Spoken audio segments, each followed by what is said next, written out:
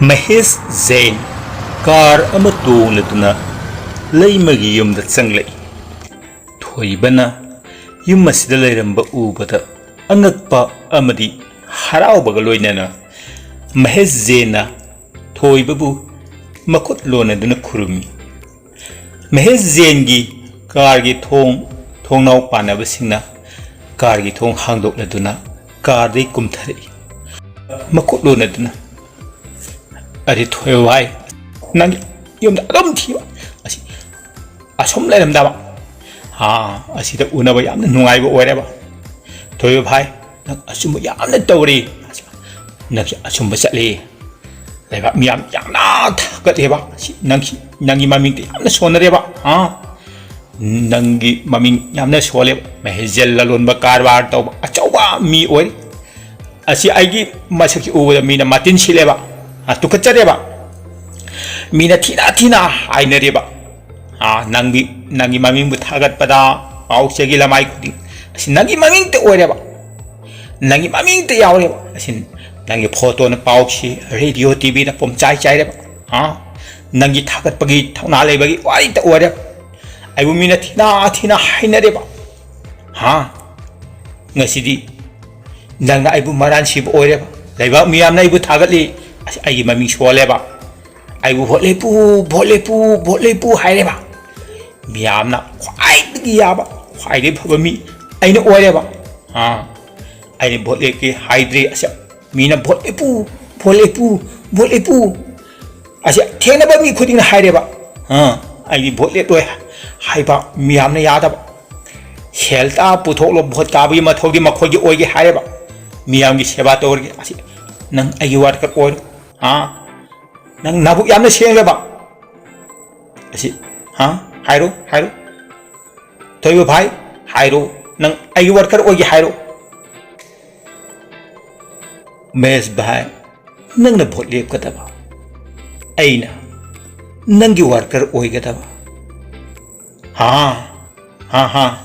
oiro no magi kaya lore ni hairo se paisa gi khalenu age paisa lere ba ase isa parge hairo ase ngasi dagi isa parge hairo calorie ni ngasi di mes bhai aise misam oi ai sene pham na khoi de lere chakpiro asi misam oi bedana haibani ase bui mi de thi asi makhong ko du na haijari ase khong ya gi upul sile le ba kanas utre ikai bi de ba aje hairo thoyo bai na ai worker oi ge hairo aje na kaya lori ni hairo na hairo na kaya lori ni ai ngon de kaya logera lupa kaya logera aje lauro nangi an bium sare ni mini selu tawre ni ai go map tawro ai na ngon de lale ba aje khong kon du na haire ba ai bu mi khalda ai ngonda bot piro ba mi khan khalo ba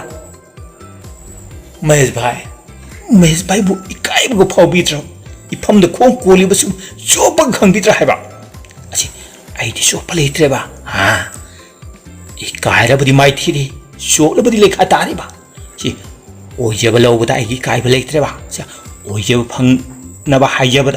ikai budi lekha ta ri ba yare hairo ai thabak yamna lai bani aje yare hairo Mahesh bhai ai handaki mikal se yaw jaba ngamlar warau biran asi nang ai da chingnabra hairo nang ai da chingnabra ai bu maaf karo asi kana su lekte se ai nangwon da lale ba kana su lekte ai nangwon da khudum da haijare ba asi nang aina lan bagi nanga ai ma mai di kauro boti soidana piro ba ai nangwon da lale ba leima thoiba amadi Mahesh Jain gi matau sauning ba ani ga loini haifam su khangde tawpham su khangde leima ubada Mahesh Jain na changlatun leima rom do onsiladuna aji are leima बहन असे नंगना अगी बहुत खोम लो हाँ नंगी मस बाहुत फजरेबा हाँ अने नंगोंद पैसा पीरे असे नंगना लौद्रेबा अपंगी ओरेबा अपंगी ओरेनु हाँ अने पीरे लौरो माने पीरे लौरो असे लौब लाइरेक्लनु असे इना खुनबा मी हाइसे कना ओरे हाँ इना खुनबा मी करी ओरे असे आई हाइगे असे मन तारो असे आई हाइगे मन तारो हाँ मन तारो असे इनाक्तगी खुनबा कौरे हाँ लाइरब करी ओरे असे लाइना तौदुना लाइथोपबु लाइरब कौरे हाँ लाइना तौबबु लाइरब कौरे आई बहुत खोम लगे हाइरो असे नंगी केंद्रता असे आई याबा मी यामना लेरी असे आई बु याबा मी मसिंग यामना लेरेबा हाँ आइने बहुत लेपलेनी बोर्ता द तरासु येलनी कुलसु पीरेनी हाँ अपंगी ओरेनु चा पीरी मखै लौरो असे पीरी मखै लौरो असे नायुम फजबदा लेरो हाँ सखिबा मागी खलिन हाँ लेरीबना खोगी खलु फजबी नंगना बहुत खोम लेदी हाँ आइने मसिक तामना हेलगा बहुत कारेनी आइने बहुत कारेदी हाँ आइने बहुत कारेदी नखोई लोइना नुंगाइरेनी करी तो मिलेरे असे पाखुम पीरो महजेन हंजन तकसिले महजेन खुमद्रेबसी पाखु ए थबक सिले लेंबिरो अच्छा लेमा बहन नंग सावब्रा हाँ कदाई चप्रा हाइरो अने चलीबसे अगी लंबी मसीदा कनादसु मसीदा चटके हाइन हाइबगी मथौ तादे अई चले अरे बहन असी नंग यामने सावरी असी नंगी नुपा चावबा ड्राइवर हाँ थादोक्ताबगी नंग अइबु वारौब्रा हाइरो नंग अइबु सावरेनु हाँ नंगी नुपा चावबा ड्राइवर थादोक्ताबगी नंग अइबु वारौब्रा हाइरो नंग अइबु सावरेनु अजे अइना हाइरे अइना यावदे हाइरो माना हाइरे अइ यावी हाइरे हाँ असुम्बा हाइबगी कचुम संग लेरेबा हाँ अइना हाइरे अइ यावद्रे अइ कारीसु खंद्रे अजे मखोइन इरान सिब ओइरेबा हाँ अइ कनासु लेत्रे अइ माप तौरो हाइरेबा अइना अइबु माप तौरेबा असे करी काइब्रा हाँ हाइरोबा असे करी काइब्रा लैम साउनिंगना थोंगालुम थोकी अरे लैम बहन अइगी वासे तारोबा अइना हाइबा तारेदी असे नंगी ओइजबा फंगलेबा हाँ अइना हाइबा ताद्रेदी नंगी ओइजबा मांगलेबा नंग अमा चप्पदा काइसु ओइद्रेबा हाँ बहुत काबदी अइना सोइदना कारेनी हाँ नंगुम्बा मा यामना खंग यामना Hibi ngana ba yada bi ama phaga da bisa ha angau ba ani phabana phatra ha angau ba ani phabana phare ba asi missing yamana bhotkari akhang ba haiba mina piba bhon kare a masing yamana kare ba nang khari khangde asi ai bi yamna khangye ba asi paisa yamna pai bana ina khun bo ore paisa yamna pai da bana lai da bo ore ba asi nang kari khangde ha नंग चाकनीब चले फिनीब चले अजे लंबी की मताई दा पो योलेबा हां कनाना नंग इज्जत तौरे नंग मोंदा सम्मान तौरे हां अजे आई थबक सुसु सुद्रेना हां कार म तोंग ल चले सु टाइ तौदन चले आइबु मिना सार हाइना सेलु तौरेबा हां नंगोंदा कनाना सेलु तौरे हां अची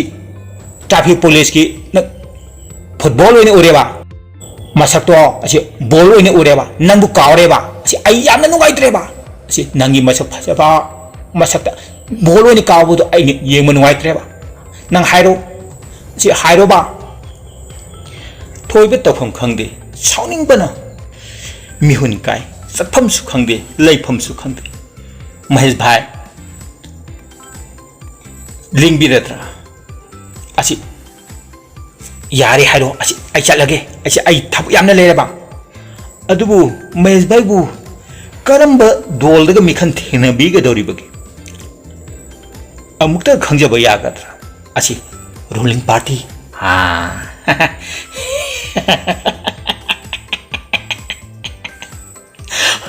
लेबा ngakpa party da lengakpa party bahut lepli opposition na lengak pai da su lengak pai party da achi chongchilani ai gi meeting theng ba ni achi na ko yaw ro meeting yaw na ba mi khom lo meeting yaw na ba achi lupa lishing pi yelo achi lo ro mi kaya gi lo gera mi yam halo achi mal halo hai ba na khoi gi le kai da meeting le re achi se lo ro mahel bhai ai khoi she mi sam ai khoi se lo mahel bhai na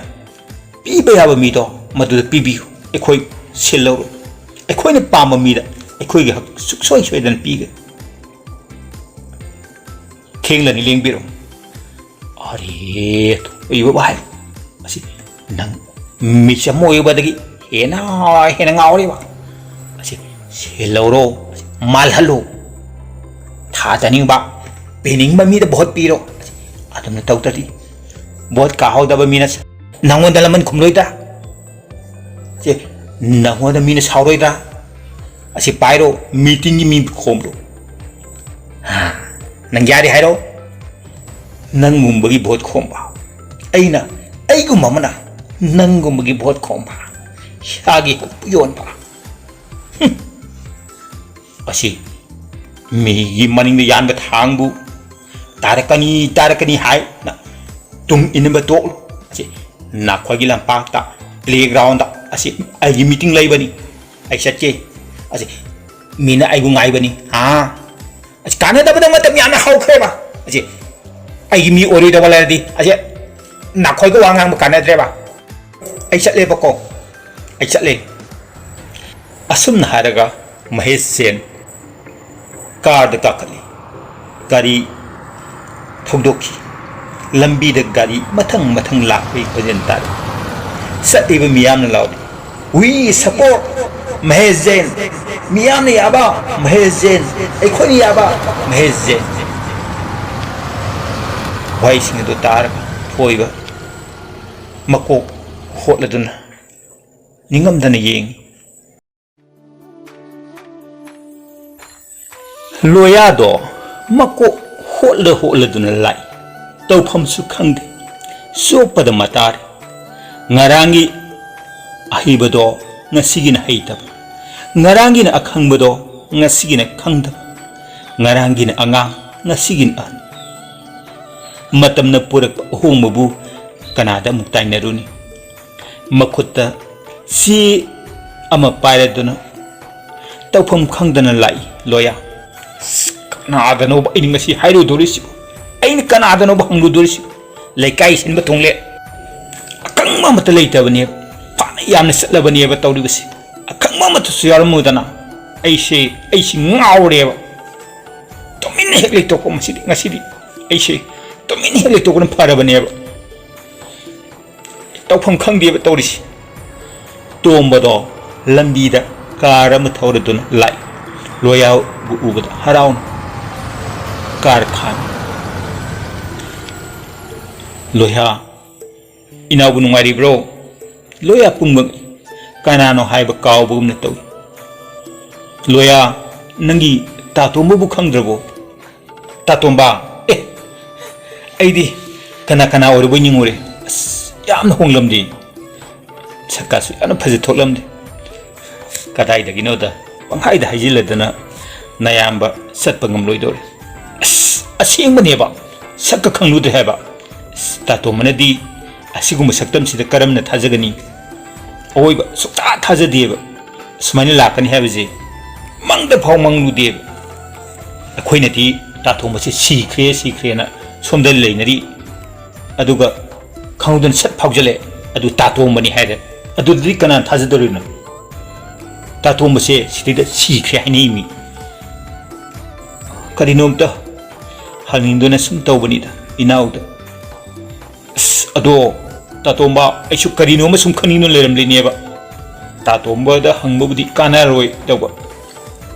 होइदा कानारोयदो मिदा हंगबदी करि कानानी कानागदो मिदा खंगदो मिदा हंगबदी फैदना ꯑꯩ ꯈꯔ ꯊꯨꯔꯦꯕ ꯀꯣꯟꯅ ꯋꯥꯔꯤ ꯁꯥꯟꯅꯁꯤ ꯃꯁꯤꯒꯤ ꯇꯣꯄꯤꯛꯁꯤ ꯏꯕꯗꯕ ꯑꯈꯪꯕ ꯑꯃꯐꯥꯎ ꯍꯦꯛ ꯂꯩꯇꯦꯕ ꯊꯤꯖꯤꯜꯂꯨꯔꯗꯤ ꯕꯦꯔꯥ ꯀꯥꯏ ꯍꯥꯏꯗꯨꯅꯤꯀꯣ ꯑꯈꯪꯕꯅ ꯃꯥꯜꯂꯤꯕ ꯇꯥꯏ ꯇꯧꯗꯨꯅ ꯆꯠꯂꯤꯕ ꯃꯌꯥꯝꯁꯤꯒꯤ ꯃꯔꯛꯇꯁꯨ ꯑꯆꯧ ꯑꯁꯥꯡ ꯃꯥꯅ ꯆꯠꯂꯤꯕ ꯃꯌꯥꯝꯁꯤꯒꯤ ꯃꯔꯛꯇꯁꯨ ꯈꯪꯗꯕ ꯃꯌꯥꯝ ꯌꯥꯎꯔꯝꯒꯅꯤ ꯑꯣ ꯃꯈꯣꯏꯁꯤꯡ ꯑꯗꯣ ꯑꯗꯨꯅꯤ ꯑꯩ ꯉꯁꯤ ꯊꯦꯡꯅꯔꯨꯏꯁꯤ ꯁꯨꯠ ꯇꯥꯏꯒ ꯇꯧꯗꯅ ꯆꯠꯂꯤ ꯁꯤ ꯀꯔꯤꯅꯣ ꯍꯪꯉꯣꯔꯦ ꯍꯦꯛꯇ ꯈꯪꯗꯦ ꯍꯥꯏꯔꯛꯄ ꯈꯪꯗꯕ ꯃꯥꯜꯂꯤꯕꯁꯤꯡꯁꯤꯒꯤ ꯃꯔꯛꯇꯁꯨ ꯑꯈꯪꯕ ꯁꯣꯏꯅ ꯌꯥꯎꯔꯝꯒꯅꯤ ꯏꯅꯥꯎꯒꯤꯁꯤ ꯌꯥꯝꯅ ꯂꯨꯕ ꯋꯥꯐꯝ ꯑꯃꯗꯤ ꯑꯣꯏꯔꯝꯒꯅꯤ ꯊꯦꯡꯂꯒꯗꯤ ꯆꯠꯂꯣꯀꯣ ꯆꯠꯂꯣ ꯆꯠꯂꯣ ꯑꯈꯪꯕ ꯇꯥꯟꯅꯕꯤꯔꯨ ꯑꯗꯨꯅꯦꯕ ꯇꯥꯇꯣꯝꯕ ꯅꯅꯥꯎꯅ ꯍꯥꯏꯖꯔꯤꯁꯤ ꯁꯨꯝ ꯂꯩꯗꯅ ꯈꯪꯗꯕ ꯃꯤ ꯑꯣꯏꯔꯝꯂꯗꯤ ꯐꯕ ꯈꯪꯗꯕ ꯃꯤ ꯍꯥꯏꯕ ꯑꯃ ꯈꯪꯂꯣꯏꯗꯕ ꯍꯥꯏꯕ ꯃꯤ ꯑꯃ ꯑꯅꯤ ꯊꯣꯛꯅ ꯂꯩꯕꯗꯨꯗ ꯇꯥꯇꯣꯝꯕꯅ ꯈꯪꯂꯣꯏ ꯍꯥꯏꯁꯦ ꯅꯅꯥꯎꯅ ꯈꯪꯗꯅ ꯇꯧꯕꯅꯦꯕ ꯋꯥꯔꯧꯕꯤꯅꯨꯀꯣ ꯀꯥꯏꯗꯦꯗ ꯈꯪꯗꯕ ꯍꯥꯏꯁꯤꯗꯤ ꯍꯪꯂꯨꯕꯗ ꯋꯥ ꯃꯥꯡꯉꯤꯗꯅ ꯇꯥꯇꯣꯝꯕꯕꯨ ꯀꯗꯥꯏꯗ ꯂꯩꯕꯤꯔꯤꯒꯦ ꯑꯩꯈꯣꯏꯗꯤ ꯇꯥꯇꯣꯝꯕꯁꯦ ꯃꯥꯡꯈ꯭ꯔꯦ ꯑꯃꯨꯛ ꯍꯜꯂꯔꯣꯏ ꯍꯥꯏꯅ ꯃꯤ ꯄꯪꯍꯥꯏꯗ ꯍꯥꯏꯅꯩ ꯑꯗꯨꯗ ꯈꯪꯍꯧꯗꯅ ꯁꯠ ꯐꯥꯎꯖꯤꯜꯂꯛꯑꯦ ꯉꯛꯄꯨ ꯍꯦꯡꯉꯛꯑꯦ ꯀꯥꯔꯛꯇ ꯐꯖꯕ ꯑꯃ ꯇꯣꯡꯁꯤꯜꯂꯦ ꯁꯛꯅ ꯈꯨꯠ ꯐꯖ ꯑꯃ ꯑꯗꯨꯗꯗꯤ ꯀꯅꯥꯅꯗꯤ ꯈꯪꯂꯅꯤ ꯁꯤ ꯄꯨꯊꯣꯛꯇꯨꯅ ꯑꯩꯈꯣꯏ ꯃꯐꯝꯁꯤꯗ ꯂꯩꯔꯦ ꯏꯅꯥꯎꯅ ꯈꯪꯅꯤꯡꯂꯗꯤ ꯃꯐꯝꯁꯤꯗ ꯏꯃꯥꯒꯤ ꯃꯤꯡꯁꯤ ꯍꯪꯂꯛꯎ ꯁꯣꯏꯗꯅ ꯈꯪꯒꯅꯤ ꯑꯩꯒꯤ ꯃꯤꯡꯗꯗꯤ ꯍꯪꯂꯛꯀꯅꯨꯀꯣ ꯀꯅꯥꯃꯠꯇ ꯈꯪꯗꯕꯅꯦꯕ ꯑꯦ ꯁꯤꯕꯨ ꯇꯥꯇꯣꯝꯕꯒꯤ ꯂꯩꯐꯝ ꯅꯅꯥꯎꯗꯤ ꯀꯌꯥ ꯊꯥꯖꯗꯦꯕꯨ ꯊꯥꯖꯗꯕ ꯀꯣꯝꯗꯁꯨ ꯉꯥ ꯂꯩꯕꯅꯤꯀꯣ ꯊꯥꯖꯗꯕ ꯃꯐꯝꯗ ꯑꯩ ꯂꯩ ꯏꯌꯥꯝꯕ ꯆꯠꯂꯒꯦ ꯏꯕꯨꯡ ꯑꯗꯣ ꯏꯅꯥꯎꯅ ꯈꯪꯅꯤꯡꯉꯤ ꯊꯤꯔꯤꯕ ꯋꯥꯍꯪꯗꯣ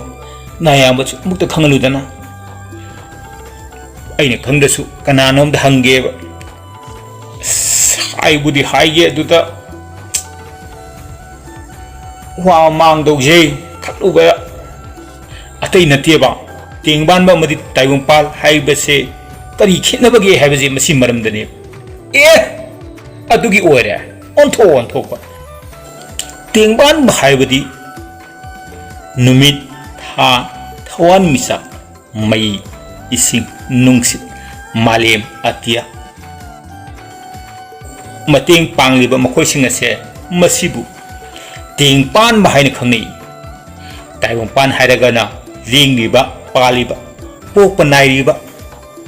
ꯆꯥꯎꯕ ꯅꯥꯏꯔꯤꯕ ꯁꯤꯕ ꯂꯩꯔꯤꯕ ꯂꯣꯝꯕ ꯅꯥꯏꯔꯤꯕ ꯃꯤ ꯁꯥ ꯉꯥ ꯎꯄꯥꯜ ꯋꯥꯄꯥꯜ ꯅꯥꯄꯤ ꯁꯤꯡꯕꯤ ꯈꯨꯗꯝ ꯑꯣꯏꯅ ꯊꯋꯥꯏ ꯄꯥꯟꯕꯁꯤꯡ ꯑꯁꯤꯕꯨ ꯇꯥꯏꯕꯪꯄꯥꯜ ꯍꯥꯏꯅ ꯈꯪꯅꯩ